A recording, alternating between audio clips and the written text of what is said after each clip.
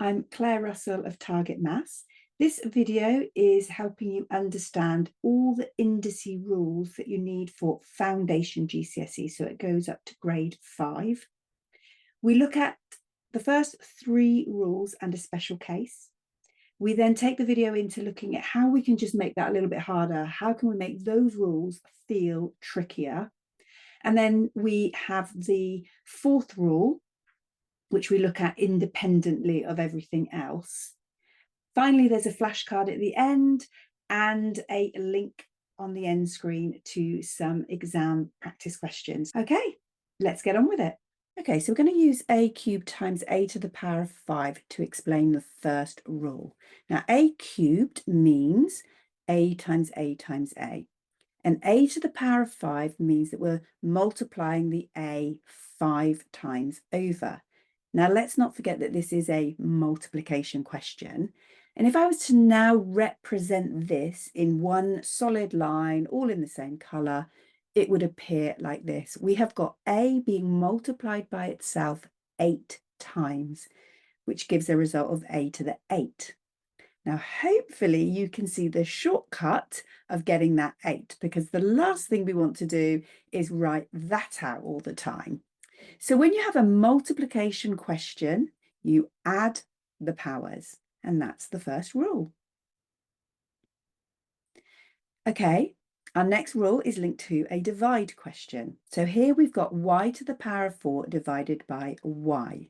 Now I'm setting this up like a fraction so that it's easier to see what's happening. So we've got y to the 4 as our numerator being divided by y as our denominator. I am going to cross the top y with the bottom y. And the reason that I can do this is because I've got a multiplication on the top y and I've got that divide. And those two things are the inverse of each other, which enables me to cancel. Now I can clearly see that I have got y times y times y left. So my result is y to the 3. Now, it's more common for questions to be given in fraction form, so it's more likely to look like this in your exam. You need to remember that a single letter has an invisible power 1, and hopefully you can see the nice shortcut. 4 take 1 is y to the 3. So the rule is, if it's a divide question, you take the powers. We're now going to use the division rule to explain the special case. Now, y to the 3 divided by y to the 3, if we use the rule, 3 take 3, will give us y to the 0. But what is y to the 0? Well, y is just a letter that's used in place of a number. So it's we use that when we don't know the number. But let's assume that y is going to represent the number 3. So y is now going to equal 3. Our y to the power of 3 over y to the power of 3 will now change to 3 to the power of 3 over 3 to the power of 3. We know that that means this, and if we do that maths, we'll get 27 over 27. Well, how many 27s can you get in to 27? 1. Now, because the numerator and the denominator are the same, you will always get this equaling 1 situation. So our rule is a power or a number that's raised to the power of 0 will equal 1. Okay, our next rule. We have got x to the power of 3 being raised to the power of 4. So what we've got here is a power to a power. What does this actually mean? It means that the x cubed is being multiplied by itself 4 times. And now if we use the multiplication rule, which is to add the powers, we would end up with x to the power of 12 as our answer. So hopefully we can see the shortcut, and 3 times 4 is creating that 12. So a power to a power question means that we multiply the powers. Okay, we do have one more rule to learn. However, before we do that, we are going to look at these 4 rules and how we might make them just that little bit trickier to do. Okay, so how are we going to make this more difficult? We're going to add numbers, extra letters, and even negatives on the powers.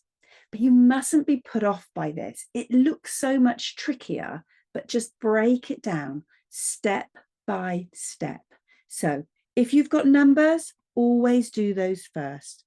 It's a times question. So 5 times 2 is 10. Now, if you want, you can separate out what you're looking at. If we do the A next, we've got A to the 3 times A to the 2. That might be clearer to see. The rule is to add. So we've got A to the 5. And then we've got B times B to the minus 4. Now, remember, we've got that invisible 1. 1 add minus 4. Well, a plus and a minus makes a minus. So you can actually do what you can see. 1 take 4, which is B to the minus 3. So step by step. All right, take your time, don't rush it, and you'll be fine. Okay, next question. We've got our power to a power. Now, we really want to be able to use our shortcuts. We know that the rule for the powers is to multiply them. So we've got x to the 6, but we mustn't forget this number in front. This is 3 to the power of 3, or 3 times 3 times 3. So 27 will be the number that goes with our x to the power of 6. So just be really careful of that. Okay, our next question is a division question. Much like the multiplication, division means that we take the powers. If we've got numbers, we'll do those first, and we just do it step by step. So 32 divided by 4 is 8. A to the power of 4 divided by A to the power of 1. Take the powers. 4 take 1 gives us A to the 3. And then we've got B to the 3 divided by B to the minus 2. Remember, the rule is to take the powers. In this instance, we've got 2 negatives making a positive. So we end up with 5. So again, just take really good care with those negatives when they appear, because they can make things a lot trickier. All right, anything to the power of 0 equals 1, right? Not in this case. We need to be really mindful of what we're looking at. We are looking at 2 times x to the 0. The power 0 is only on the x. So we've got 2 times x to the 0, which is equal to 1, which gives us 2. It's quite rare to see that being tested, but it is a fact and something that we should be super aware of. What we're going to do now is a look at our final rule. So this is something that we've not seen, and the rules that we currently have are not enough to help us solve this. The negative has a very, very important role, and it isn't to create a negative result. What we're going to be doing here is ignoring the negative to start off with and just doing 4 squared. Now, 4 squared is 16, 4 times 4. Now I'm going to consider what this negative does. And what it actually is doing is creating a reciprocal. To do a reciprocal on a whole number, we're just going to put it over 1, and then we flip it. And that is our final answer. And that's quite a tough one to remember. The negative is a reciprocal.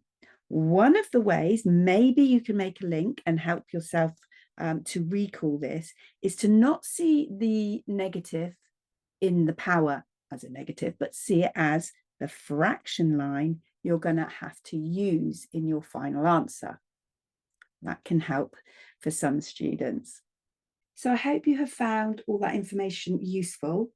I have a flashcard coming up which summarises everything. And on the end screen, there is a link to some past exam questions. So it'd be a really good place to go and see what this actually looks and feels like when it's on your GCSE exam. If you have found the video useful, it would be fantastic if you subscribed and liked the video, and hopefully I'll see you in the next one.